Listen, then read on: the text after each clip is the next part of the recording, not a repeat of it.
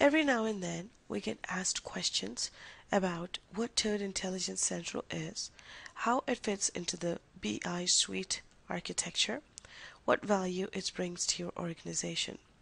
This video is intended to answer some of those basic questions, and let's see what Toad Intelligence Central does.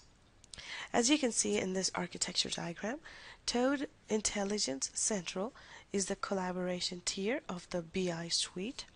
That's the middle level that you're seeing here. Once you have data that has been queried, extracted, cleaned using Toad Data Point, and you want to share that specific data set with different users within your organization, you would be using Toad Intelligence Central. So a lot of users, depending on their privileges that you would be able to assign, will be able to consume that data using our data discovery platform, Toad Decision Point. Let's take one example at a time and start looking at Toad Data Point. Okay, this is a result set that I have extracted using a query. And now, assuming that this query took 3 hours to run because it's extremely long, my joins are extremely complex. It's just a hypothetical situation where you had a couple hours to run this query, and to avoid everybody that needs this data to run the query each time they need it, you can share this data onto Toad Intelligence Central. Right click on the results set, send to, publish data, brings up this dialog about what Toad Intelligence Central instance that we want to publish it on, what the destination folder is, and what's the mode in which that data needs to be published. We could publish it as a snapshot, a view, or a data set. A snapshot is a point in time view of the data. A view will give you real-time data because you will be publishing just the query itself. A data set is a static table view. For example purposes, let's use a name that I have not used up before. I'm just going to call it 5. I can choose whether or not I want to override the object. Now to the most important one, who can consume this data? As the owner of this result set, you have the control to be able to assign the users that can access this data. You can keep it private, so you and only you alone can manage it and view it, or you can share it with any user, allow them to manage it, or you can have select users that can view this data. For demonstration purposes, I'm just going to leave it a public data set, say apply, and just say publish. So in a minute here, you will see a notification. As you see here, snapshot was published successfully. So basically, the query that took you a couple hours to run, now we're just giving the results to everybody else so they can just consume the data without having to go through and rerun the query themselves. But if the need is to get real-time data, you can publish it as a view, and the query is run at the time of invocation. Okay, so that's one example of what you can do with Toad Intelligence Central.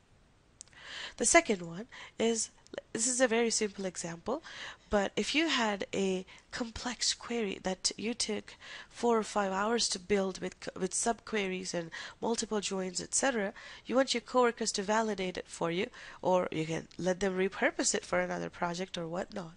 You can just select Publish File. What that means, you are just pushing the SQL out. You're not executing it, you're just publishing the SQL file, the query builder file. The paradigm of sharing remains the same. The server that you need to publish it on, destination folder, type of the file, and name of the file. It appears I've already used that name, so let me just use another suffix here. And I can choose to overwrite or not overwrite. Again, set up permissions and hit apply. Just say publish. So basically, now you're not publishing the results of a query, but you're publishing the query itself. This is extremely useful when you have development teams that are collaborating around different artifacts. One person is working on one piece of the query, the other one's working on the other. Then this is a very neat way of collaborating with each other using Toad Intelligence Central. Same thing with transformation and cleansing. If you had a complex transformation you had built, you can either publish that transformation or you can publish transformed results sets to Toad Intelligence Central. Automation. If you had an automation flow that you have set up and you can publish that to Toad Intelligence Central. So the server takes over the automation piece, the onus to keep your laptop up and running, to keep it logged on, to keep it connected to the network so your automation would run. It's not on you anymore. The server takes over that piece of the automation. Not only that, if you're a systems admin, you're a database admin, needs to know what scripts are running on the source systems at what times. That's a nice way to organize it on Toad Intelligence Central, so he or she can get a better view of what scripts are hitting the source systems at what times, and so on. So that's the piece using Toad Data Point, how it pushed data out, artifacts out to Toad Intelligence Central. This is the admin console for Toad Intelligence Central. I'm just going to refresh it. That way we can see the newly published result sets. So let's go to the default folder. We have Snapshot 5 that we've just published, Query Builder 5 that we've just published. You can right click on any of the objects and manage this object appropriately. You can share it, allow anybody to manage it, or you can share it with select users depending on what the use case is.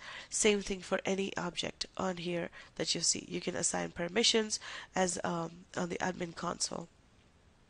Okay, and once the data has been published in one of these snapshot view or dataset formats, as you can see, I've got multiple datasets here. You can use Toad Decision Point to consume that data. All you do is click on Get Data, connect to what Intelligence Central.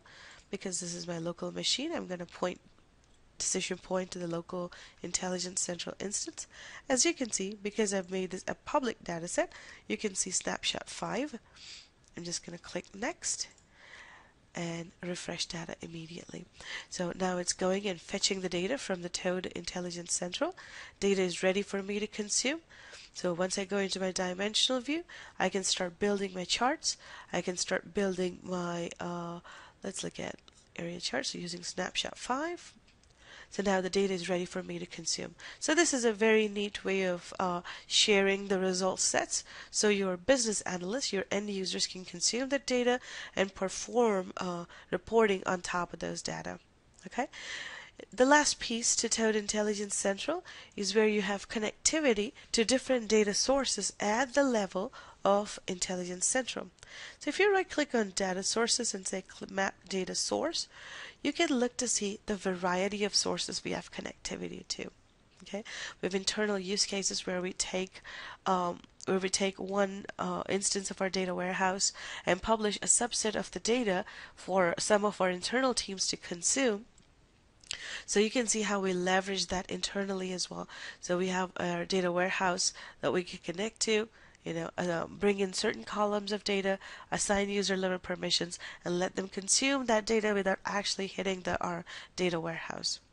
Okay, we have connectivity to cloud sources, NoSQL sources, relational sources, non-relational sources, etc. on Toad Intelligence Central also.